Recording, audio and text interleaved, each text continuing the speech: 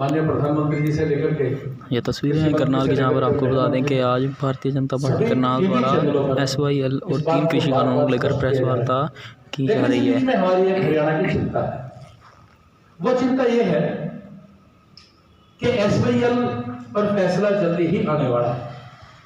जैसे कि आप सभी को पता है कि SYL पर माननीय उच्चतम न्यायालय ने अपना फैसला सुनाया था।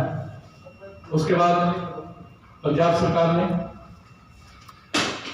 मुख्यमंत्री अमरिंदर जी ने वहां पर विधानसभा में कानून पारित करके, जो कि अवैध था, और वो जो SYL खुदी हुई थी पूरे पंजाब में, उसको अवैध तरीके से भरवा दिया था। उसके बाद माननीय उच्चतम न्यायालय ने एक निर्देश दिया था। उसने कहा था कि पहले आप दोनों प्रदेश आपस में बातचीत करें। तो तब मुख्य सचिव स्तर की वार्ता दोनों प्रदेशों में हुई थी, और उसके बाद जल संसाधन मंत्री के यहाँ मुख्यमंत्री को जब बुलाया गया तो हरियाणा के मुख्यमंत्री श्रीमान मनोहर लाल जी तो वहां पर पहुंच गए थे, लेकिन पंजाब के मुख्यमंत्री माननीय कैप्टन अमरिंदर जी वो नहीं पहुंचे और वो वर्चुअल से जुड़े थे। वो सारी प्रक्रियाएं पूरी हो चुकी थी। आज इस आंदोलन में पंजाब हमारा बड़ा भाई है, ये 2 भाइयों का बंटवारा है। हम सब हरियाणावासी ये अनुरोध करते हैं कि वो हरियाणा की सूखी धरती को, जो उसका हक है, वो उसका हक हरियाणा को दे। और ऐसे पूरे हरियाणा में लगभग 1 लाख लोग अलग अलग जिलों में बैठ करके 19 तारीख को और इस पानी की मांग अपने बड़े भाई पंजाब से करेंगे। भाईचारा चल रहा है, तो उसमें वो हमें वो पानी क्यों ना दे दे। और उसमें भारतीय जनता पार्टी भी इस मांग में उन सभी किसानों के साथ कंधे से कंधा मिला करके खड़ी रही। इस बाराबारी में मैं एक बात जरूर कहना चाहता हूँ। वो कहावत आप लोगों ने सुनी होगी कि किसी हलवाई के यहाँ कोई खाने के लिए चला गया और जब वो खा करके वहां कुछ मिठाई खा रहा था तो किसी के साथ दूसरे के साथ झगड़ा हो गया। तो उसने कहा कि आपने पैसे नहीं दिए, पैसे देकर के जाओ। तो उसने कहा नहीं, मैंने पैसे दे दिए। तो उस बाराबारी में वो व्यक्ति बीच में से उठ के आया और बोला कि इसका झगड़ा तो ठीक है, आप मेरे वाले पैसे मत भूल जाना जो मैंने आपको दिए हैं। तो हरियाणा ये आज याद दिलाना चाहता है कि SYL का पानी जो हमारी विशेषकर दक्षिण हरियाणा की, और आज ये फैसला बहुत जल्द ही आने वाला है। उस फैसले को कहीं दूसरे नंबर पे ना करें। SMFS भी जरूरी है, मंडी चलाने भी जरूरी है, कृषि कानून भी जरूरी है, लेकिन इन सब के लिए, फसल पैदा करने के लिए पानी भी जरूरी है। इसलिए SYL का पानी जो हरियाणा का हिस्सा बनता है वो हरियाणा को चाहिए। इसलिए बात हमने आज के बीच में रखी। और जहां तक 3 कृषि कानूनों का जिक्र है, उसमें जो 3 कानून है, वो 3 कानूनों के बारे में आजकल पत्रकार महोदय भी उन सब के बारे में खूब जानते हैं, और वो चर्चा भी बहुत बड़े स्तर तक सभी कानूनों के बारे में हो चुकी है। चाहे कृषि उपज व्यापार एवं वाणिज्य संवर्धन और सरलीकरण 2020 यानी farmer produce trade and commerce promotion and facilitation हो, या दूसरा कानून किसान सशक्तिकरण तथा संरक्षण, मूल्य आश्वासन तथा कृषि सेवा दूसरा कानून हो, और या तीसरा आवश्यक वस्तु संशोधन अधिनियम हो। पहले कानून में केवल किसानों को आजादी दी गई है, मंडी यथावत रहेगी, अगर उसका MSP से ऊपर बाहर बिके तो वो बेच ले, नहीं तो वो मंडी में आकर के बेच दे। ये पहला कानून। दूसरा कानून, आज लगभग 7-8 प्रदेशों में कॉन्ट्रैक्ट खेती चल रही है, उसमें महाराष्ट्र, गुजरात, पंजाब इस प्रकार के प्रदेश आते हैं, वो सुरक्षित और सुरक्षित हो, उसके लिए कानून लाया गया है। इसमें मैं एक बात बिल्कुल स्पष्ट कर देना चाहता हूं। इस दूसरे कानून की धारा 8 में यह स्पष्ट तौर पर लिखा हुआ है कि किसी भी एवज में, या जो वहां पर खेत में जो लागत लगेगी, अगर कोई कंपनी या कोई व्यापारी देगा तो उसकी एवज में वो उसकी जमीन को ना पट्टे पर ले सकता, ना उसको गिरवी रख सकता, ना उसको खरीद कर सकता, और ना ही किसान से बंधुआ मजदूरी करा सकता। अगर कोई ऐसा एग्रीमेंट इस प्रकार का कोई गलत तरीके से करता है तो वो पहले ही कानून में पूरी तरह से अवैध है। और ऐसे तीसरा कानून अधिनियम, उस वक्त जो आवश्यक वस्तु संशोधन अधिनियम जो अब लेके आए हैं 1955 में, देश के पास खाने के लिए अनाज की कमी थी, इसलिए वो कानून लेकर के आए थे कि भी कोई भी व्यक्ति जो इस देश में अनाज पैदा करेगा वो अपने खाने पीने से ज्यादा की उपज या फसल, गेहूं या चावल या जीरी वो नहीं रख सकता था, उसको वो मंडी में बेचनी ही पड़े। उसमें केवल यह संशोधन किया है कि आज किसान चाहे तो उसका स्टोर कर सकता है, और जो उसको प्रसंस्करण करेगा, प्रोसेस करेगा, यानी जो उससे प्रोडक्ट तैयार करेगा वो भी उसका स्टोर कर सकता है।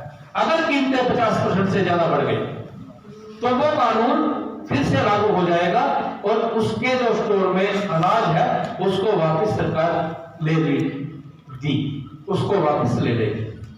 अब इसमें विषय जो होता है, एक भ्रम फैलाया जाता है, वो मैं आपसे बाद में चर्चा करूंगा, उस भ्रम के बारे में भी चर्चा करें। और तीनों कानूनों में जो किसान यूनियन मांग करते थे, चाहे दादा महेंद्र सिंह टिकैत से लेकर के और जितने भी किसान नेता हुए, जब वो किसान यूनियन मंच पर जाती थी तो एक ही मांग करती थी कि वो दिन कब आएगा जब किसान अपनी मर्जी से फसल के दाम लगाएगा और अपनी मर्जी से बेचेगा। उसकी कीमत लगाते हैं जो बर्दाश्त के बाहर है। पहले कानून ने आज वही आजादी किसानों को दी है।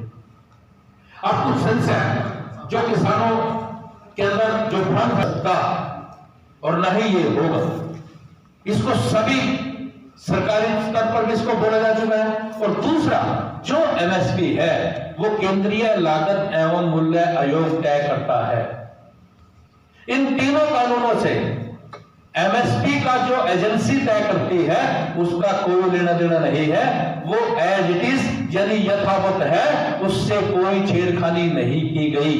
लेकिन उसके बाद भी अगर ये किसानों में जो संशय है इसको दूर करने के लिए जो अभी किसान संगठन माननीय कृषि मंत्री से मिले थे, उन्होंने स्पष्ट कहा क्योंकि हम दे ही रहे हैं तो इसको लिख के देने में हमें किसी भी प्रकार का कोई भी ऐतराज नहीं, हम लिख के देने के लिए तैयार हैं।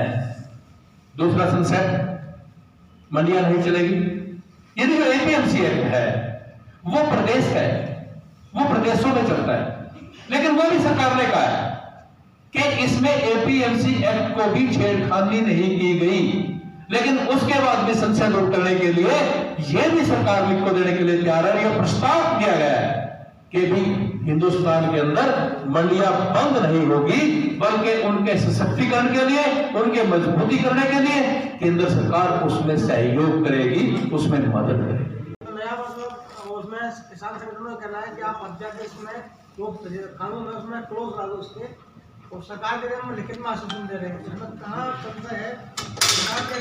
देखिए मुझे लगता है कि अब तो एक तरह से वो कहते हैं ना भी हट हो गई, वरना पहले मांग यही थी कि एमएसपी का आश्वासन लिखित में दिया जाए, उसके लिए तैयार है सरकार।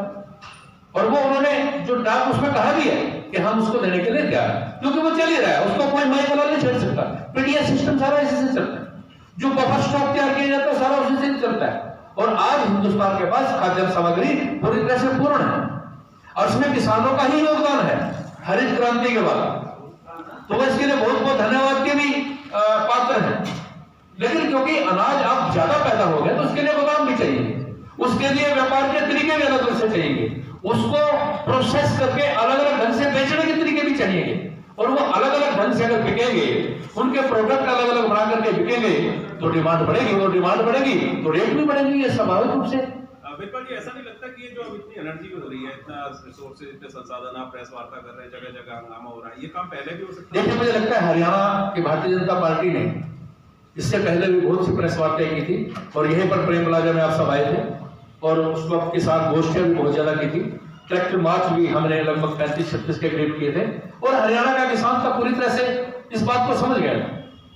लेकिन अब जो पंजाब से जो एक तरह से आया उससे कुछ लोगों में फिर से संशय पैदा हुआ है। अब लगातार हम इस प्रकार के कार्यक्रम करेंगे जिससे उनको जागरूक किया जा सके, उनको बात को बताया जा सके, संशय दूर की जा सके। एक बात और, हमारे महेंद्रगढ़ में एक रैली हम करेंगे जो SYL पे हम करने जा रहे हैं, जो 20 तारीख को ये रैली होगी, क्योंकि दक्षिण हरियाणा की बहुत बड़ी मांग है। तो पहली रैली हमारी वहां पर महेंद्रगढ़ में होगी 20 तारीख को, जिसमें माननीय प्रदेश जी, माननीय मुख्यमंत्री जी सभी, और इसमें हमारे प्रभारी जी सभी नेता उसमें शामिल रहेंगे, जो हमारी महेंद्रगढ़ में होगी। आज की प्रेस वार्ता में ये भी बताना सर, SYL के मुद्दे पर मुख्यमंत्री मनोहर लाल खट्टर जी ने कहा था कि प्रधानमंत्री जी से एक डेलीगेशन मिलेगा ऑल पार्टी का, लेकिन वो नहीं मिल पाया। तो आपको नहीं लगता है कि वो देखिए, जो माननीय उच्चतम न्यायालय ने कहा था कि सरकार अपने स्तर पर वार्ता करे, उसमें जो मुख्य सचिव स्तर की वार्ता थी वो वार्ता हो चुकी है, जो मुख्यमंत्री स्तर की वार्ता थी वो वार्ता भी वहां पर हुई है। लेकिन अब माननीय उच्चतम न्यायालय ने इसमें फैसला करना है और हम इसको स्पीड अप करना चाहते हैं। उसमें अगर कोई डेलीगेशन की बात माननीय मुख्यमंत्री जी ने कही थी तो वो बिल्कुल उसमें वो मिलने को का कार्यक्रम रहा होगा, लेकिन क्योंकि ये थोड़ा सा आजकल जो कोरोना वगैरह है इस वजह से रहा होगा। लेकिन क्योंकि अब उच्चतम न्यायालय इस पर फैसला देने वाला है जल्दी ही, तो हमारा सिर्फ ये है कि भाई हमारे इस इतने बड़े मुद्दे को जो जल से ही सब कुछ पैदा होता है उसको गौण ना कर दिया जाए।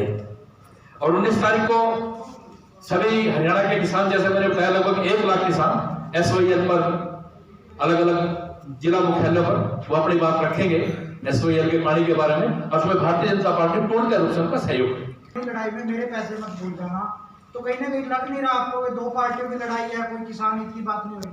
देखिए, ये जो कानून आए हैं, मैं कांग्रेसी नेता का यहाँ पर नाम नहीं लेना चाहूंगा, बहुत बड़ा नेता है, उसने तीनों कानून पढ़े और उसने कहा कि ये कानून सच में किसान के हित में है। और ये तो कपिल सिब्बल से लेकर के और ये जो उनका घोषणा पत्र है 2019 में, उसमें भी और आपके घोषणा पत्र में भी है, सभी के घोषणा पत्र में है। और जहां तक कॉन्ट्रैक्ट एक्ट का मामला है, पंजाब में तो पहले से चालू है, उसको 2006 में 2012 में जो मंडियों से बाहर बेचने की बात है और कॉन्ट्रैक्ट एक्ट पहले से लागू, उसी को हम लागू कर रहे हैं। वास्तव में ये तो झगड़ा पंजाब के जो चुनाव होने वाला है उसकी एक होड़ है, कैप्टन अमरिंदर के बीच में, बादल के बीच में, 30 वर्ष के अंदर आप घुस गए। वेदवाल जी, कहीं आपको मतलब ऐसा नहीं लगता कि बीजेपी जो है किसानों को इन कानूनों के बारे में समझाने में विफल रही है, इस वजह से ही आंदोलन की नौबत आई है? देखिए, एक कहावत है कि सांसदों का डेलीगेशन भी आया था नेशनल हाउस में मिलने के लिए किसानों को, तब भी ये बात मीडिया के, देखिए, इसमें सबसे पहले हम किसान समझना चाहे तो समझे, नहीं समझ सकते। देखिए, बिल्कुल हमारा दायित्व है, हमारी जिम्मेवारी है किसान को समझाने की, और हम लगातार प्रयासरत हैं। इसके लिए 3 सांसदों की एक समिति भी बनाई थी और वो सभी जगह गई थी और उनकी बात को लेकर के वहां पर रखा भी गया था। उसके बाद सभी सांसदों ने भी अपनी प्रेस की थी, पार्टी की तरफ से भी सभी 22 के 22 जिला मुख्यालय में प्रेस हुई थी। करनाल के आसपास के जितने जिले हैं उन सब में गोष्ठियां हुई थी, जो गांव की चौपाल में जाकर के इस प्रकार की गोष्ठियां की गई थी। भारत के साथ किसानों के चल रहा है, कह रहे सरकार गिर सकती है। भारत के साथ साथ अब अगर दूसरे देशों की हम बात करें तो वहाँ से भी किसानों को लगातार समर्थन मिलता नजर आ रहा है। और संयुक्त राष्ट्र के 36 भारतीय मूल के सांसदों ने ये आह्वान किया है कि हमें भी इस मुद्दे पर हस्तक्षेप करने का मौका दिया जाए। मामला है, किसी को इसमें हस्तक्षेप करने का कोई अधिकार नहीं है और न ही कोई चेष्टा करेगी। ये सीधी बात है कि किसी को भी इसमें इंटरफियर करने की इजाजत नहीं दी जाएगी। यह भारत का मामला है, किसानों का मामला है। भारतीय जनता पार्टी की केंद्र और प्रदेश की सरकार पूरी तरह से सजग है और वो हर कीमत पर इसको जल्दी ही निपटा। किसानों